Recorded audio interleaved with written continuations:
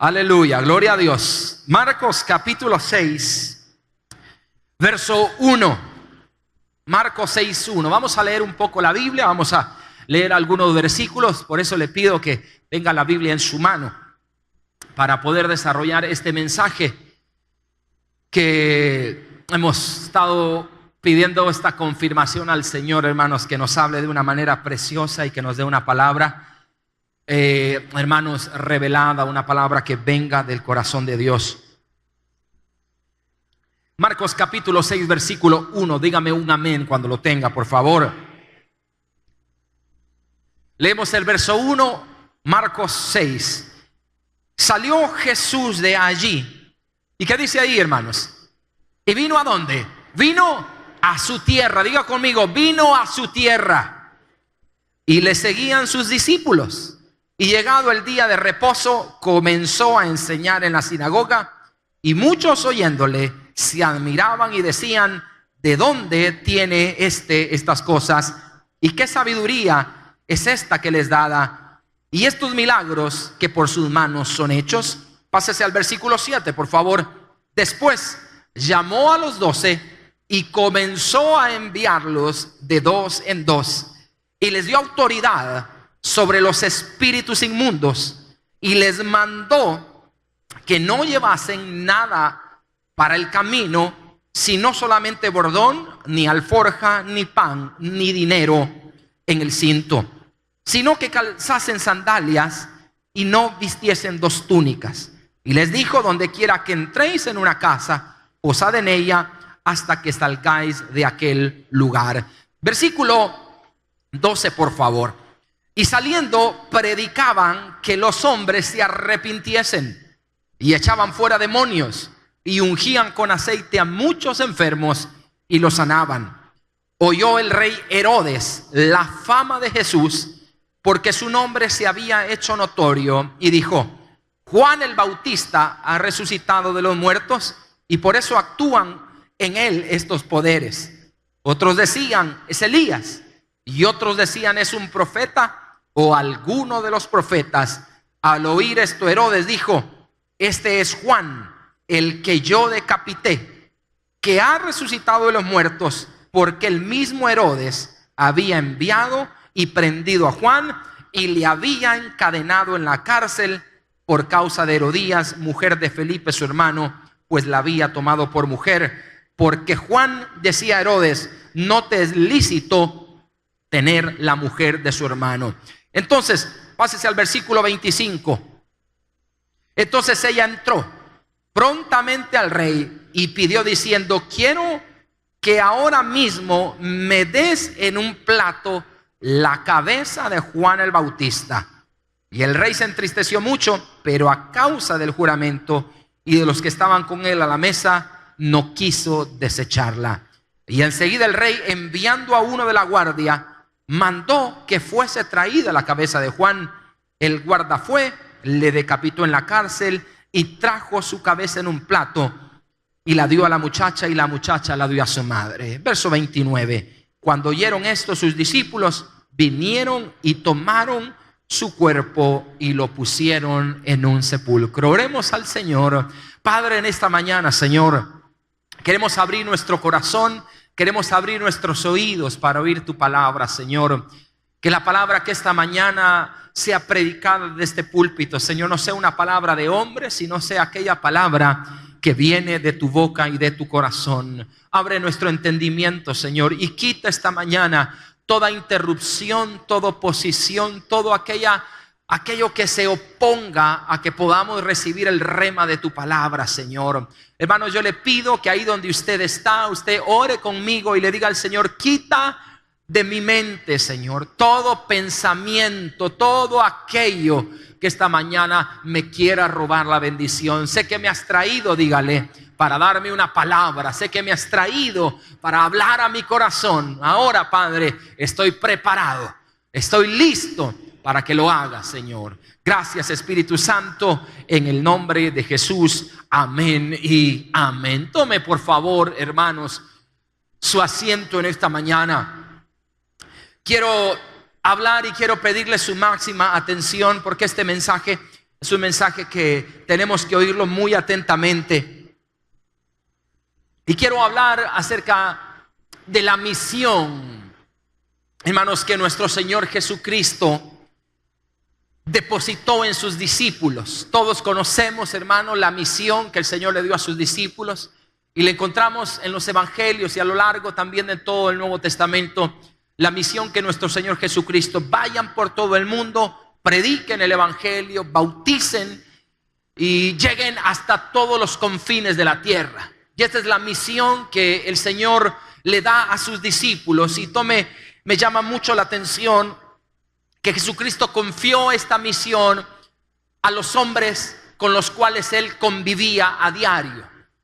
Dice que llegó a su tierra, Nazaret. Tuvimos la oportunidad, hermano, de estar allá en Nazaret y estar en el mar de Betsaida, hermanos. Tuvimos la oportunidad de estar ahí en el lugar donde Jesucristo principió su ministerio.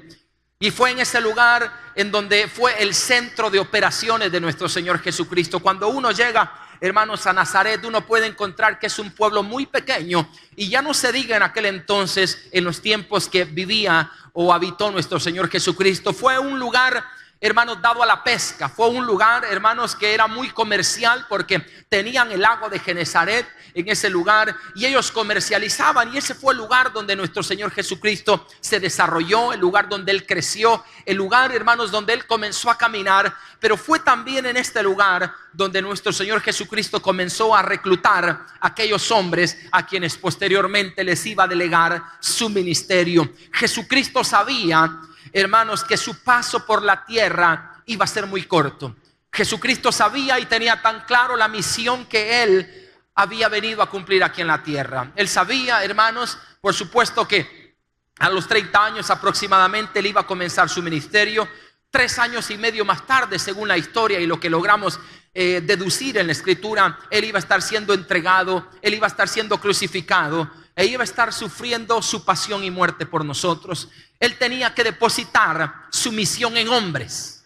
Él tenía que depositar el legado en aquellos hombres que caminaron con Él. Él tenía que depositar aquello que había recibido el Padre. Él dijo en su palabra: yo no he venido a que me sirvan, yo he venido, que dijo, hermanos, a servir a los demás. Él vino trayendo un mensaje totalmente contrario a lo que en aquel entonces, hermano, y aún en la actualidad se está enseñando. El hombre no es valioso por lo que tiene. El hombre es valioso cuando se humilla, hermanos. Amén. Porque aquel que se exalta, dice la Escritura, denle las palmas al Señor, aquel será humillado. Las enseñanzas de nuestro Señor Jesús, hermano, vinieron a generar un choque de opiniones y vinieron a generar un choque entre las enseñanzas que se habían estado dando, hermanos, en todo aquel tiempo. Cuando Jesucristo llega a la sinagoga, hermanos, creemos y lo aprendimos esto, que Jesucristo podía enseñar en una sinagoga porque ya era un rabino, hermano. Nuestro Señor se convirtió en un rabino, es decir, cumplía con toda la ley, cumplía con todas las enseñanzas, cumplía con todos aquellos mandamientos, y Él tenía a la edad de 30 años toda la autoridad, hermanos, para poder enseñar. Pero su misión, su mensaje fue totalmente diferente a lo que predicaban los fariseos, a lo que enseñaban aquellos hombres religiosos. Por eso es que la gente dice, lea conmigo en el capítulo 6, en el versículo 2, y llegado el día de reposo, comenzó a enseñar en la sinagoga, y muchos, dice la Biblia, se admiraban y decían: ¿de dónde tiene estas cosas? ¿Y qué sabiduría les dada? Muchos decían: ¿con qué autoridad este hombre habla? Es tanta la autoridad que tiene este hombre que no hemos escuchado a hombre alguno hablar con tal vehemencia, con tal autoridad y con tal respaldo de Dios. Esto fue calando en la vida de aquella gente de Nazaret, hermano. Esto fue calando en la vida de aquella gente que poco a poco comenzó a creer en el mensaje del Señor. Los seguidores de Jesucristo, hermanos, los seguidores de Jesucristo comenzaron, hermanos, a crecer, comenzaron a multiplicarse. Pero había un momento en que cuando la idea nace del ministerio de Jesús, la idea, hermanos, y la misión tiene que replicarse.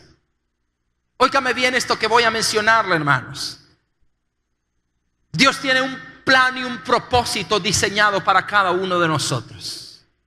Yo soy un fiel creyente, hermano, que cada uno de los que estamos aquí esta mañana tenemos un propósito por el cual el Señor nos ha llamado. Un propósito por el cual el Señor nos sacó del mundo y nos ha trasladado a la luz admirable. Tenemos un propósito, hermano. Tenemos un propósito. Por eso esta mañana estamos aquí en este lugar para venir a recibir la palabra del Señor. Y esa palabra nos tiene que guiar al propósito por el cual el Señor nos ha llamado, hermanos. Ese propósito grande que Dios lo va a cumplir. Pero cuando Dios levanta un propósito, quiero decirte que inmediatamente también se va a levantar la oposición del enemigo contra nuestra vida. Inmediatamente, hermano, cuando Jesucristo nuestro Señor nace, se levanta Herodes el Grande, hermano, con la intención de matar un propósito.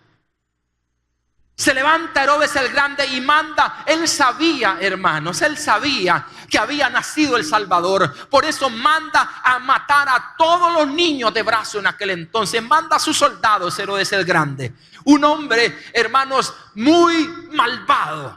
Y manda a matarlo. María y José tienen que emigrar y salir, hermanos, de Belén donde había nacido, para preservar la vida. Cuando Dios levanta un propósito en nuestra vida, quiero que sepas que inmediatamente el enemigo también se va a levantar en contra de nosotros.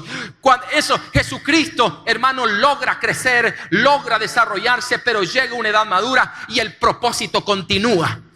Y viene, hermano, nuestro Señor Jesucristo y va a levantar nuevamente la razón y el propósito por el cual en esta tierra, pero nuevamente se levanta. Hoy ya no es Herodes el Grande, sino Herodes Antipas, su hijo. Se levanta con la intención, y mire a dónde va a atacar primeramente el enemigo, hermano, a las cabezas. Juan el Bautista, que era el antecesor de nuestro Señor Jesucristo, la palabra dice que yo vengo preparando el camino a aquel que viene detrás de mí, porque aquel que viene detrás de mí tiene una palabra y tiene un mensaje poderoso. Yo bautizo con agua, mas aquel bautizará en Espíritu Santo y fuego. Hermano, desde ese momento viene un antecesor preparando el camino para algo grande. Pero inmediatamente el enemigo sabe, quiere volar la cabeza. Y pide en ese momento Herodes Antipas, sugestionado, hermanos, por sus amistades, sugestionado por la mujer de Felipe, su hermano, y dice: quiten la vida a la cabeza, quiten la vida a la idea, quiten la vida a la misión, quiten la vida al propósito, porque eliminando la cabeza se cae todo. Yo no sé si me están siguiendo en esta mañana, pero Herodes, hermano, el propósito del enemigo es influenciar a Herodes por la mujer de su hermano, para que le dice: mata a ese hombre, quítale la cabeza. Inmediatamente, hermanos, mandan a matar a Juan el Bautista, lo decapitan, le quitan su cabeza. Y la escena es más terrorífica porque hasta se la sirven en un plato como diciendo: aquí está. Y creen en ese momento que la misión ha acabado. Cree Herodes en ese momento que la misión ha acabado. Aquí terminó. De repente mira a nuestro Señor Jesucristo haciendo milagros, haciendo prodigios, haciendo maravillas, y se vuelve a preguntar: ¿que acaso yo no mandé a matar y a decapitar a Juan el Bautista? ¿Quién es este otro? ¿Acaso es Elías? ¿Acaso es un gran profeta que se ha levantado? ¿Quién es este hombre? Y le dicen: este Jesús, el que afirma ser el Hijo de Dios, este Jesús. Y Jesús comienza su ministerio, pero ya lo ha transmitido a sus discípulos. Dios nos escogió, hermanos, para un propósito grande a cada uno de nosotros. Y cuando Dios nos da el propósito, inmediatamente tienes que saber que se levantará contra la cabeza el ataque de Satanás. Por eso, lo primero que el enemigo va a venir atacando cuando hemos recibido el propósito, cuando hemos recibido el llamado, es atacar nuestra mentalidad, hermano. Tal vez no nos van a volar la cabeza a nosotros, como se la volaron a Juan el Bautista, pero sí el enemigo va a venir queriendo, hermanos, quitarnos nuestra mentalidad del propósito que Dios nos ha dado. ¿Para qué me llamó el Señor?, me decía alguien. Mira, yo no sé a qué te ha llamado el Señor, le decía un joven, pero yo te puedo decir por mi vida, por mi testimonio, que hay un llamado de Dios ahí escondido en tu vida. Hay un llamado de Dios. Y casualmente este joven que me estaba preguntando eso estaba pasando en una gran depresión. Y yo le dije, el día que tú venzas esa depresión, el día que tú te levantes y que saques de tu mente toda esa frustración y esa negatividad que hay en tu vida, tú vas a comenzar a ver la misión y el propósito de Dios en tu vida. Lo que el enemigo quería hacer con los discípulos era volar la cabeza, hermanos. Y quiero decirle que el plan de Satanás no ha cambiado hasta la fecha. Él está con su mira puesta en las cabezas. Yo tengo una mira telescópica todo el tiempo sobre mi vida. El enemigo sabe que si toca las cabezas, se cae todo. Por eso es que el enemigo viene atacando las cabezas, pero sabe que en las cabezas, hermano, y entiéndame esto en el contexto que lo digo, el enemigo está atacando la misión que Dios ha puesto a la iglesia. Dios, hermanos, puso su misión y su propósito en nosotros, pero se levanta el enemigo queriendo volar cabezas y comienza a minar nuestra mente con pensamientos de incredulidad. Con pensamientos, hermano, alguien dijo por ahí que el negocio más grande de Satanás es hacernos creer que él mismo no existe. El pensamiento más sutil que el enemigo ha metido en la cabeza hoy en día, hermanos, es hacerse creer que él no existe. Es hacernos creer que a qué vienes a la iglesia, a perder tiempo. ¿Qué vas a la iglesia? ¿A qué vas? Yo miro en las redes sociales hoy en día, hermano, cuánta difamación y cuánta mentira hay a la cabeza. Porque eso es lo que el enemigo está haciendo. Satanás no solamente se estaba levantando, hermano, contra Juan el Bautista, se estaba levantando con la misión que el Señor estaba dando para la gran comisión. Lo que el enemigo quiere, hermano, es que tú y yo no alcancemos ese propósito que Dios ha puesto en nuestra vida. ¿Y cuál es ese propósito? Yo quiero que usted se vaya al libro de los Hechos. Váyase al libro de los Hechos, por favor, esta mañana.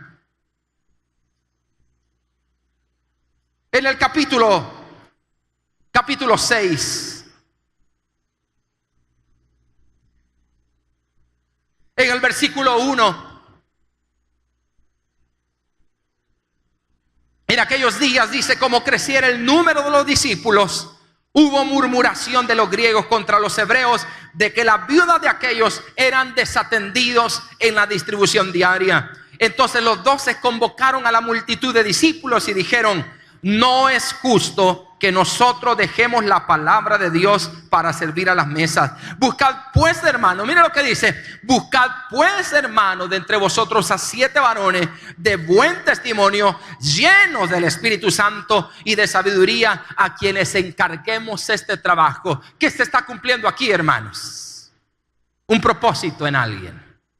Y la Biblia nos habla, lea conmigo por favor, en el versículo 5, y agradó la propuesta a toda la multitud. Y eligieron ahí, hermanos, ¿a quién dice? A Esteban. Mira, hermano, Esteban era un miembro más de aquel entonces. Esteban no era pastor. Esteban no tenía un ministerio público, pero tenía una idea, tenía una visión, tenía un propósito. Esteban era un hombre que llegaba a la iglesia, que llegaba a los cultos, y me encanta la vida de Esteban, porque Esteban era un hombre, hermanos, que dice la Biblia, léalo conmigo, varón lleno de fe y del Espíritu Santo. Es decir, un hombre que vivía una vida de experiencias. Sabía que la visión que Dios y la misión que Dios había dado, porque él había sido uno de los que había escuchado el mensaje, había quedado en su corazón. Y este hombre sabía que el evangelio que él vivía era un evangelio de experiencias.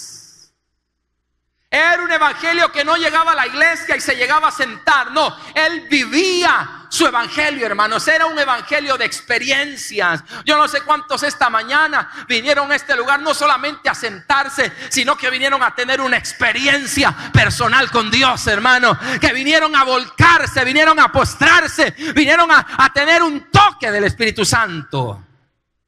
Así era Esteban. Así era Esteban, hermano. Y Esteban tiene un propósito.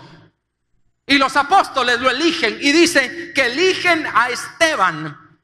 Pero luego, hermano, de que lo escogen a Esteban, lo meten a la cárcel. Dice que el versículo 8: y Esteban, lleno de gracia y de poder, hacía grandes prodigios y señales entre el pueblo. Entonces se levantaron unos de la sinagoga, llamada de los libertos y de los de Cirene, de Alejandría, de Cilicia, de Asia, disputando con Esteban. Verso 11 dicen: entonces sobornaron a unos para que dijesen que le habían oído hablar palabras blasfemas contra Moisés. Mira el propósito y mira cómo se levanta la oposición. Pastor, fíjese que desde el día que yo comencé a servir en la iglesia, viera cuántos problemas yo tengo. ¿Cuántos han dicho esto más de alguna vez? Desde el día que yo he comenzado a visitar la iglesia, viera cuántos problemas tengo, pastor. Es que quiero decirte, hermano, que cada vez que entre más tú te metes con Dios, ciertamente se va a levantar la oposición del enemigo. Pero tú y yo tenemos que tener claro que hay un propósito de Dios que se está cumpliendo, y el Señor nos manda a perseverar. Tenemos que perseverar, tenemos que hacerle frente, porque ya vamos a verlo en la vida de Esteban. Ya lo vamos a ver. Esteban recibe la bendición, recibe la misión, pero inmediatamente lo meten a la cárcel. Muchos aquí, yo sé que desde el día que entregaron su vida al Señor, que se convirtieron y comenzaron a caminar con el Señor, más pruebas han comenzado a tener en su vida, más oposiciones. Viera, pastor, que desde que vine a la iglesia, mi marido más bravo se pone. Yo se lo creo, hermano. Viera que mis hijos, hermano, están así. O sea, viera que las finanzas, pastor, viera que el negocio, y comienzan. Yo les comentaba hace poco de una hermana que se convirtió. Íbamos a predicar todos los jueves a una célula de jóvenes allá en la colonia Bernal, en la avenida Bernal. Ella tenía una tienda muy fuerte allá en la avenida Bernal. Y era una esquina, bueno, no una esquina, a la par de una esquina, pero era muy grande la tienda, que era un como mini supercito, y la gente llegaba a comprar. Lo que más vendía eran cigarros, cervezas y alcohol. Era la tienda referencia donde usted podía comprar cervezas y alcohol. Cuando se convierte en una reunión de jueves, ella acepta al Señor, el Espíritu Santo la toca de una manera que inmediatamente ella dice: ya no voy a vender alcohol, no voy a vender cerveza. Comenzó a quitar los rótulos de la cerveza, de la Pilsen. ¿Cuál es la otra, hermanos?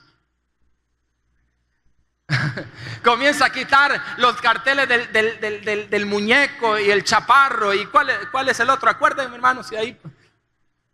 Y comienza a quitarlo y cambia. La gente llega a tocarle inmediatamente al siguiente día: niña fulanita, véndame un six pack. Fíjese que lo siento mucho, pero ya no vendo cerveza, ni alcohol, ni nada de eso. ¿Y por qué? Le dice: es que ahora me he convertido al Señor. Y miren, hermano, la gente de enojada le llegaba a quebrar los envases al portón. Le llegaban a quebrar los envases. Le decían, usted va a quebrar. Pero aquella mujer se mantuvo firme. Y yo le podía decir, hermano, ¿cómo está, hermana? ¿Qué tal? Mire, se me ha venido abajo. Se me ha venido abajo la tienda. Pero yo sé que es el enemigo que me quiere robar el gozo. Pero yo sé que es el enemigo, pastor, me decía, que me quiere robar la bendición. Pero me voy a mantener firme. Y aquella mujer se mantenía firme hasta el punto, hermanos, que se mantuvo tan firme que quebró en su tienda. ¿Cuántos tienen el valor, hermanos? Porque Esteban comienzan a levantar argumentos contra él. Y había una ley que decía que todo aquel que blasfemara contra Moisés, contra la ley y contra Dios, porque dice la palabra que se oliviantaron al pueblo. Y decía la ley, miren, agarren las piedras más grandes.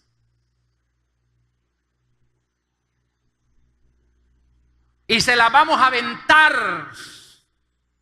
Cuando tú te comienzas a levantar con el propósito de Dios en tu vida, prepárate también para algo, para las pedradas.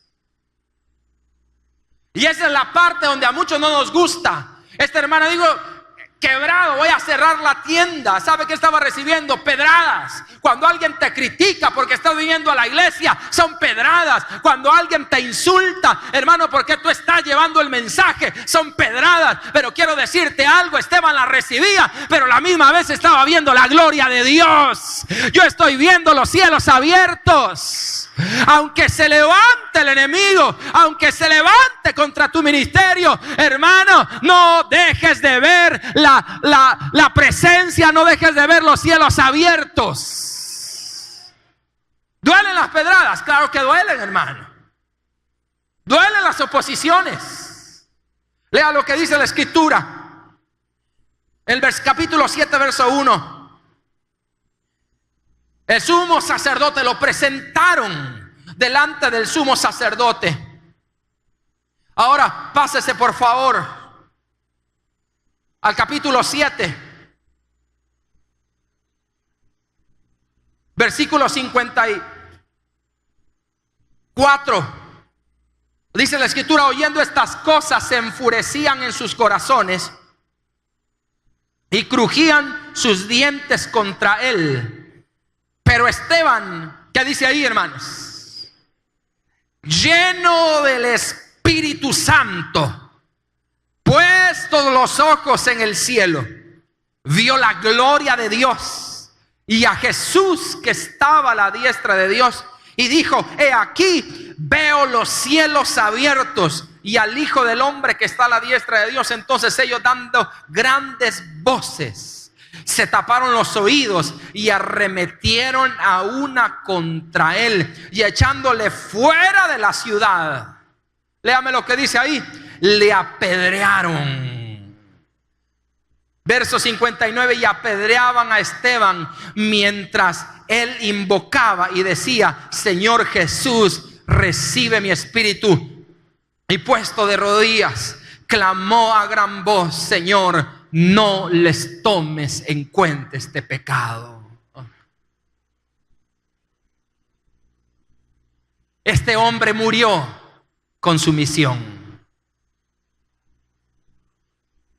Este hombre, como Juan el Bautista, murieron con su propósito. El cementerio, hermanos, dijo alguien por ahí, está lleno de propósitos no cumplidos. Mucha gente muere, la entierran y la llevan a un cementerio. Y murieron, pero su paso en esta tierra,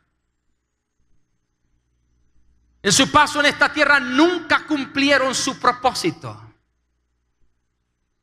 Quiero decirte, hermano, que si algo el enemigo anda detrás y anda pendiente, es en que tú y yo no cumplamos el propósito por el cual el Señor nos llamó. Le dijo a Jeremías: desde el vientre de tu madre te escogí. Desde el vientre de tu madre te di por profeta a las naciones. Podemos ver en el Salmo 138, dice David: mi embrión vieron tus ojos y sobre mí tu mano está. Podemos ver que aún desde el vientre de nuestra madre el Señor nos señaló y depositó un propósito. Por eso es que cuando vienen diciéndome: pastor, mi hijo casi lo pierdo en el embarazo, yo sé que es el enemigo que se ha levantado para que no se cumpla un propósito. Antes de nacer mi hijo Jaime Andrés, estamos ya en la última semana del nacimiento. ¿Cuánto faltaba? Como 2 semanas que se había enrollado el cordón, amor. Una semana antes de nacer mi hijo varón. Vamos al chequeo rutinario. Inmediatamente el doctor dice: tráiganla. Y se la llevan a mi esposa. Y yo: doctor, ¿qué pasa? Y él iba caminando y ponen a mi esposa. Y no, hay algo que no me gusta. Todo el embarazo había caminado bien en mi hijo. Pero a último momento el cordón umbilical se había enrollado y también no estaba en la posición ya para nacer. Estaba ya casi en la semana 40. Hermanos, ese doctor siempre nos había transmitido tanta tranquilidad. Nunca lo vi angustiarse cuando miraba a mi esposa. Pero ese día yo vi en su mirada algo que no me gustó. Y yo recuerdo que mientras estaban haciendo los exámenes y le estaban haciendo una ultra y le estaban viendo aquí, yo miraba al doctor un poco incómodo, pero inmediatamente, hermanos, yo me puse a orar. Y yo le dije una cosa al Señor. Señor, le dije, yo te pedí un hijo varón. Yo te pedí un hijo varón. Y cuando me di cuenta que mi esposa estaba embarazada de un varón, yo le dije: Señor, yo te lo dedico. Yo quiero, Señor, tener un hijo varón, porque yo quiero el día de mañana que mi hijo sea un ministro como lo he sido yo. Y quiero que él tenga una doble porción y una doble unción, y sea un hombre mucho más grande, mucho más usado de lo que he sido yo. Y esa había sido mi oración. Pero ese día en el hospital yo me salgo y comienzo a orar. Y yo sabía, hermano, algo en mi espíritu me decía que el enemigo desde el vientre nos quiere robar el propósito. Y yo comencé a orar. Y esas oraciones que uno hace de padre: todo, Señor, toma el control de mi hijo. Señor, nunca te he pedido algo tan vehemente como te lo pido en este momento, pero yo quiero que mi hijo nazca.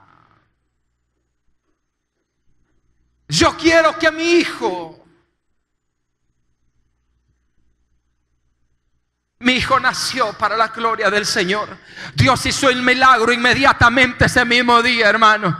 Dios hizo el milagro. Y ahora que yo veo a mi hijo ahí, que lo veo tremendo, que anda ahí corriendo, que veo a mi Mito, yo le digo Mito, que yo lo veo ahí corriendo, yo digo: ahí va el que me va a pastorear el día de mañana. Ahí va el que me va a pastorear a mí el día de mañana, y quizás va a pastorear a muchos de ustedes. Ahí está el hombre de Dios, y yo estoy declarando palabra, yo estoy profetizando. Sé que el enemigo se va a seguir levantando. Sé que el enemigo se va a seguir levantando. Sé que Satanás se va a seguir levantando contra tu llamado, contra tu ministerio, contra tu servicio. Y lo primero que va a pedir es tu cabeza. Tu cabeza. Él no anda amagando la cabeza. Y muchos, el enemigo, hermano, ya los tiene así, mire, ve, con una mira, con un cuchillo en la cabeza, Esteban tuvo que ofrendar su vida. Retrocedamos unos versículos al capítulo 6. Pero Esteban tenía unas cualidades. En el capítulo 5, Hechos 6:5. Y agradó la propuesta a toda la multitud y eligieron a Esteban, dice. Lo primero que tenía Esteban, yo llamo a esto las 4 unciones. Primero dice que era un varón lleno de, ¿qué dice ahí? Lleno de fe. Para cumplir la misión que Dios y el propósito que Dios ha traído a mi vida, yo necesito un elemento, hermanos: fe. Sin fe es imposible agradar a Dios. Necesito este elemento que tenía. Era un varón lleno de fe. Cuando el Señor nos llamó al ministerio, recuerdo que una de las cosas que el Señor nos hizo en el llamado ministerial es que Él iba a levantar un ministerio de multitudes.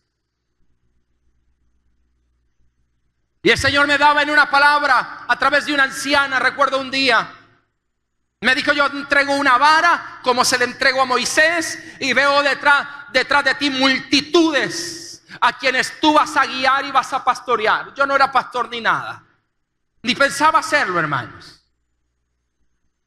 Pero el propósito de Dios se comenzó a manifestar en mi vida. Y como un joven, hermano, comencé a servir al Señor. Comencé a meterme con Dios. Y Dios me iba hablando, y Dios me iba inquietando, y Dios iba tratando conmigo.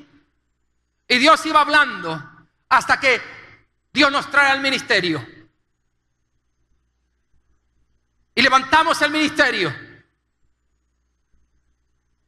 con 5, 10, 15 personas. Pero siempre hubo algo, hermanos, que cuando estábamos entre los 10, 15 personas, porque teníamos 25 sillitas de esas sillas de pupusería, hermanos. Esa era la gran congregación. Pero el Señor me decía: vas a predicar como si predicaras a multitudes. Yo nunca vi 25 personas, yo vi multitudes. Porque la fe mira lo invisible, la fe cree lo increíble, y la fe recibe lo imposible. Y predicábamos. Cuando Dios nos hace el desafío de este terreno, ustedes saben, no teníamos dinero. Bancos negaron créditos y préstamos.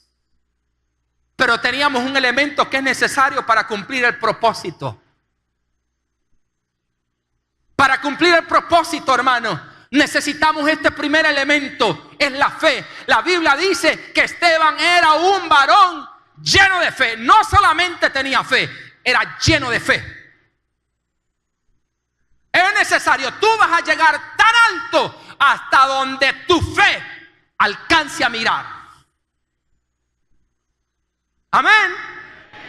Tú vas a llegar en el propósito de Dios tan alto como tú quieras llegar. Primer elemento es fe. Luego dice, hermanos, el capítulo 6, verso 5: pero tenía otra cualidad, hermano, y eligieron a Esteban, varón lleno de fe. Pero también tenía un segundo elemento importante: era lleno del Espíritu Santo, hermanos. ¿Cómo se logran grandes cosas en Dios? Con la llenura del Espíritu Santo, hermanos. Esteban era un hombre que era lleno del Espíritu Santo. Y dice que por el Espíritu Santo hacía grandes milagros. Yo me imagino ver a Esteban, hermano. Era un hombre que irradiaba la gloria de Dios. Si la Biblia dice que cuando Moisés bajaba del Sinaí, le dijeron: Moisés, tápate el rostro. No te podemos ver, Moisés, porque dice que su rostro resplandecía de haber estado en la presencia de Dios. Mire, cuando uno está en la presencia de Dios, ¿cómo resplandece la vida de uno, hermanos? ¿Cómo resplandece la vida de uno? Qué lindo es encontrarse con gente que tiene la llenura de Dios. Hasta bien cae, hermano. Pero hay otros que tienen la llenura de a saber qué, hermanos. Ay, allá viene, no me siente con ese hermano. Allá siénteme, por favor. Para cumplir la misión y el propósito, yo necesito la llenura. Yo me fui un mes a Chalchuapa. Me retiré. Antes de abrir el ministerio, hermanos. Si me estás llamando tú, Señor, confírmalo, porque yo no quiero meterme. Muchos son los llamados, pocos los escogidos, Señor, y yo no quiero ser, perdóname lo que voy a decir, un metido en la obra. Yo quiero saber si tú me has llamado al ministerio. Y me fui un mes a Chalchuapa. Un mes. Le dije a un amigo pastor, ¿me puede recibir? Aquí hay donde. Y me fui a una quinta allá a Chalchuapa. Y en aquella quinta, hermano, yo solo me llevé mi Biblia y me fui en ayuno. Voy a ayunar hasta que Dios me hable. Voy a ayunar hasta que Dios me diga que Él me ha llamado. Y allá me instalé en un cuartito en aquella quinta, hermano, una cama y una mesa. Suficiente. ¿Quieres un televisor? Me dijo. No necesito eso. Aquí voy a estar y aquí voy a vivir hasta que Dios me hable. Y me metí en ayuno. 21 días de ayuno, hermano. De corrido, ayuno sin entregar. Me metí a buscar el rostro de Dios. Y el Señor comenzó a hablar. Y un día debajo de un palo como de coco, hermanos. Me metí debajo de eso, ahí ponía una mesa y agarraba una libreta, la Biblia, y comenzaba a leer y anotar todo lo que el Señor me hablaba. Y mientras estaba ahí, hermano, orando y leyendo la Biblia y anotando, en ese momento comienza a venir un quebrantamiento tan fuerte. Comienzo a llorar y yo sentí ese día que algo se quebró en la vida de Jaime Guatemala. Algo se quebró, hermano. Algo estaba mudándose en mi vida. El viejo hombre estaba muriendo porque estaba siendo lleno del Espíritu Santo. Hay algo que tiene que quebrarse para que el propósito de Dios se cumpla en tu vida. Se tiene que quebrar. Así no le sirves a Dios. Se tiene que quebrar la carne. Se tiene que quebrar el pecado. Se tiene que quebrar la naturaleza carnal en la que estamos hechos. Dios me habló ese día.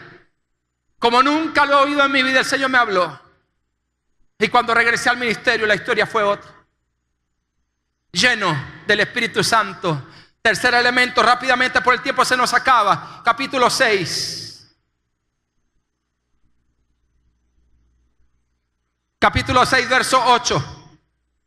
Pero Esteban tenía algo más que necesitamos para el propósito. Y Esteban, ¿qué dice ahí? ¿Lleno de qué? ¿Lleno de qué? Algunos estamos llenos de...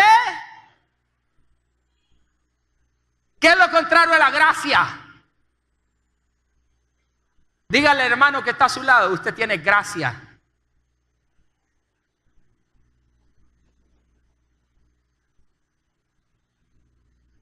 ¿Qué tenía Esteban? Gracia. Yo siempre he dicho que la gracia es el barniz que el Señor nos aplica. La madera, este púlpito, nos lo sembraron. Y yo lo fui a ver. Me dijo, pastor, me dijo hermana Margarita, vaya a ver el púlpito. Y se acuerda, hermana, fuimos a verlo con hermano William. Y lo vi el púlpito, hermana, y así va a quedar, le dije yo. No, pastor, falta que lo barnicen. Pero es una sorpresa para usted, me dijo. Cuando dedicamos el templo hace 3 años. Recuerdo que hoy ya está gastadito, hermano, hay que darle una nueva ahora. Pero lo trajeron aquí y lo tenían tapado. Yo no lo podía ver y cuando pasé, ustedes se acuerdan, lo quitamos, hermano, y me dijeron, pastor, aquí está el nuevo púlpito, el que usted va a tener ahora. Y yo cuando lo vi totalmente diferente, porque ya estaba barnizado. Esteban tenía el barniz de la gracia de Dios para cumplir el propósito. Yo necesito la gracia que me abra puertas. Yo necesito la gracia delante de los hombres. No solamente la gracia de Dios. La gracia no la tenemos cuando nos convertimos en hijos. Pero hay una gracia que abre puertas. Hay una gracia que va a mover a alguien para bendecirte. Hay una gracia que te va a dar gracia para que alguien se acuerde y tenga misericordia de ti. Mire, usted, yo no primera vez que lo veo, pero lo voy a bendecir, hombre. Mire, el trabajo se lo íbamos a dar a otra persona, pero usted tiene algo, hay algo en usted que mejor le vamos a dar la oportunidad a usted. Mire, pero yo no tengo la carrera universitaria, no importa, pero es que usted hay algo. ¿Cuántos quieren tener la gracia de Dios? Y esa gracia es la que en el propósito te abre puertas. No puedes cumplir un propósito si no hay gracia. Si no hay gracia de Dios. Quiero que entiendas que la gracia es el barniz de una belleza, de algo especial que pone Dios en nosotros. Si yo le contara cuántas puertas se me han abierto, no porque yo sea bonito, ni guapo, ni hermoso, como me dice mi esposa, hermano. Mi esposa me dice que se casó con un hombre alto, fuerte y guapo, y yo digo amén. Pero no por bonito las puertas se me han abierto, hermano. Las puertas se han abierto porque hay el barniz de Dios. ¿Cuántos quieren esta mañana que el Señor les dé una manita? A algunos hay que darle unas 10 manos. Hay que darle un buen par de manitas ahí para que agarren buena gracia, hermano. Porque algunos cara de concreto, hermano, recién construido tienen. Amén. La gracia del Señor que nos pinte. Y mire, yo le voy a decir una cosa, la gracia la necesitamos, porque qué lindo de la gracia. Yo me imagino que ver a Esteban llegar a la iglesia, hermano. Ay, es que cuando hablo con la hermana siento una paz de Dios. Ay, es que mira que cuando yo veo a ese hermano o esa hermana, no sé, me transmite alegría. ¿Qué dicen de usted, hermano? Cambiemos de tema. Entonces, hermano, versículo 8, 6:8. Esteban lleno de gracia, pero tenía un elemento más, lleno de poder. Lleno de poder. ¿Qué les dio el Señor a sus discípulos? He aquí doy poder. He aquí os doy potestad para hollar serpientes y escorpiones y sobre toda fuerza del enemigo, y nada os dañará. Para cumplir el propósito, yo necesito el poder y el respaldo de Dios sobre mi vida.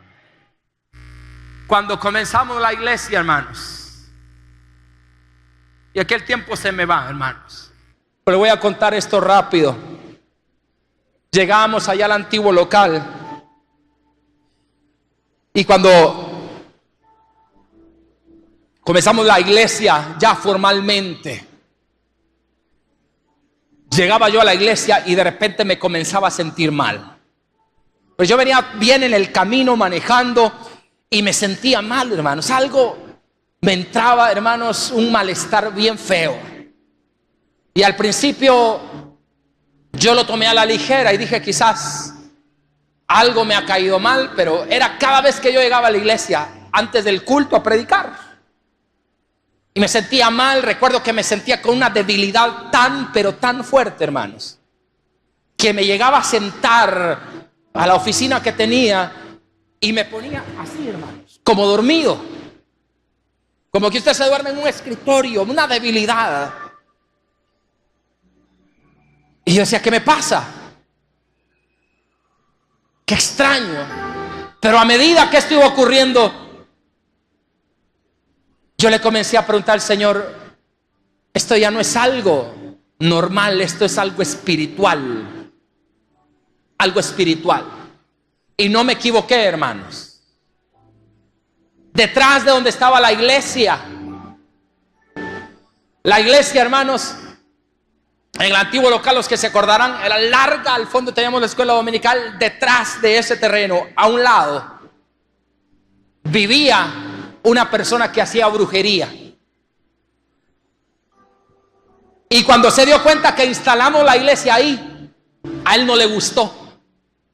Él hacía trabajos de brujería, él y su esposa o su pareja.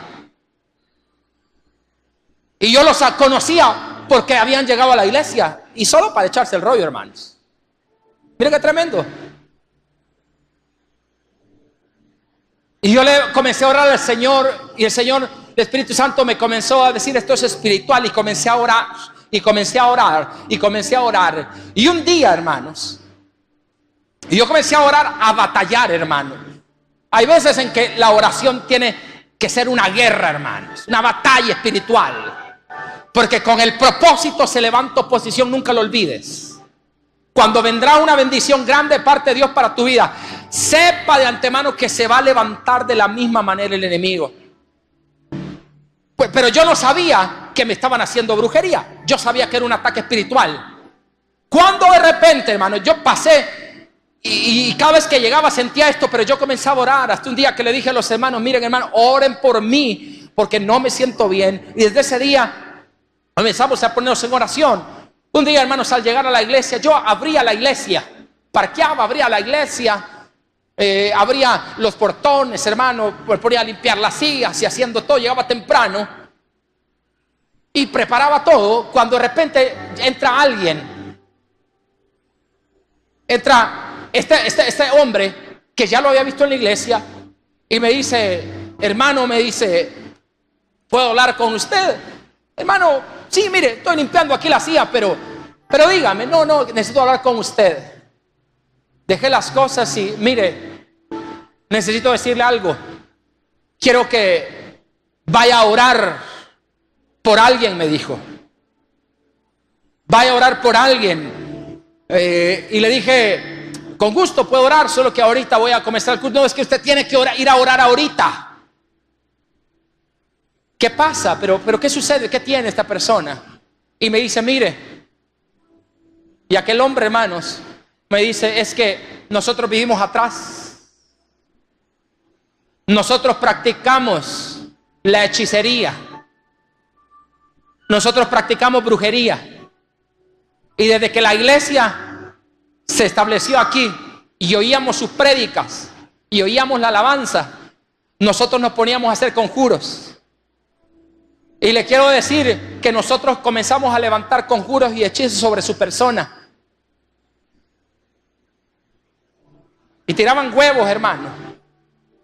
Y hacían un montón de cosas. Y habían no sé qué cosas, hermano. Por eso es que yo sentí esa opresión. Pero me dijo ese hombre: pero no hemos podido. Y ya no queremos seguir haciendo esto, porque entendemos que usted es un hombre de Dios y necesito que vaya a la casa porque mi mujer se está muriendo, estaba en cama. Y ahí es donde me entra el 5, como decimos. Por eso es que estaba la oposición. Necesito que vaya a orar. Y yo en el fondo: que se muera. No. Y yo en el fondo: vamos a orar. Y vamos a orar, hermano. Y desde que entro a aquel cuarto de mesón, entro y ahí estaba aquella mujer. Lo primero que me dice: pastorcito, quiero pedirle perdón a Dios y a usted, porque a nosotros no nos había gustado que estuviera ahí la iglesia, porque nos ofende la predicación. Nosotros practicamos esto y practicamos magia blanca, magia negra, magia morada, magia de todos los colores, hermanos, y hemos estado haciendo un montón de trabajos contra usted, pero no ha podido prevalecer, y causa de eso todo lo que nosotros le decíamos a usted nos ha venido a nosotros. Yo estoy en cama y necesito que usted ore por mí. Voy a orar para que el Señor se la lleve. Y con mi hermano, este mantenía algo que es necesario para la misión y el propósito de cada uno de nosotros: el poder del Espíritu Santo, el poder de los milagros, el poder de las señales y maravillas. Oré por aquella mujer. Oré por aquella mujer, hermano. Dios hizo la obra. Hoy si me tiran una gallina, hermano, ahí la hacemos en sopa nosotros, hermano, no se preocupe. Hoy nos tiran cualquier volado, ahí no hay problema, porque no hay arma forjada que prevalezca contra los hijos de Dios. Cuando tú tienes tu propósito y estás armado y lleno de Dios, no hay poder del enemigo enemigo que se levante. Por eso esta mañana deje de andar diciendo: quizás me han hecho brujería, quizás me han hecho mal. Mire, hermano, si le hacen lo que le hacen, repréndalo por la sangre poderosa del Cordero y clame victoria sobre su vida, porque nada va a detener la misión de la iglesia. Quiero terminar con esto, porque es importante la misión, porque la misión es el establecimiento de la iglesia. Tu propósito, tu propósito, tu propósito, tu propósito, mi propósito establecen un propósito mayor, que es el cuerpo de Cristo, hermanos, su iglesia. Y él dijo, se lo dijo a Pedro: las puertas del Hades, las puertas del Hades no prevalecerán contra tu iglesia. No hay oposición. Por eso Esteban, yo termino aquí, por eso Esteban vio los cielos abiertos. Yo no sé qué pruebas estás atravesando, hermano. Yo no sé qué procesos estés en tu vida o qué desiertos, qué oposiciones haya levantado el diablo contigo. Pero quiero decirte esta mañana: persevera, porque hay algo grande para tu vida. Si tú te has alejado de la iglesia, si tú te has apartado del Señor esta mañana, tú tienes que venir de nuevo, reconciliarte con Dios. Si tú te apartaste de Dios, si te olvidaste de Dios, quizás tú necesites esta mañana reconocerle como el verdadero Señor y Salvador de tu vida. El que tiene oídos para oír, hermano, que oiga esta mañana. Dale las palmas al Señor. Amado Dios, cierra sus ojos esta mañana. Yo quiero que mires tu vida. Yo quiero que sepas que las pruebas que se han levantado, así de grandes son, porque así de grande es tu llamado. Así de fuertes son, porque así de grande es la bendición.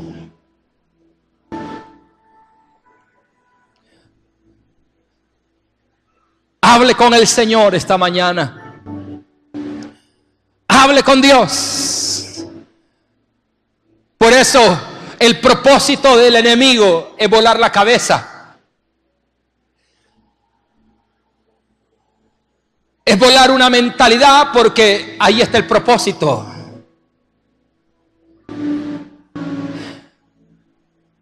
Por eso es que ha venido minando tu mente con pensamientos de derrota, hermanos, con pensamientos de tirar la toalla.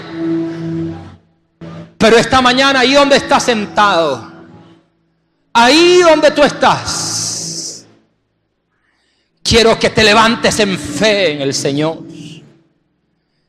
Quiero que te levantes. Dios no te va a dejar postrado. El Señor no te va a abandonar ni te va a avergonzar. Por eso esta mañana yo ministro milagros en el nombre de Jesús. Si hay alguien enfermo esta mañana en este lugar, yo ministro milagros en el nombre de Jesús. Toda enfermedad, el Señor dijo: impondrán manos sobre los enfermos y estos sanarán. Toda enfermedad que haya sobre tu vida, toda enfermedad es cancelada, es decretado nulo ese diagnóstico. Y yo doy un diagnóstico nuevo esta mañana. Eres sano para la gloria de Dios. Eres sano para cumplir el propósito por el cual el Señor te llamó y te escogió. Eres sano en el nombre de Jesús. Siga orando, iglesia. Quiero llamar al cuerpo de diáconos. La iglesia sigue orando en esta hora. Le voy a pedir que con ojos cerrados usted no pierda este momento de comunión con el Señor.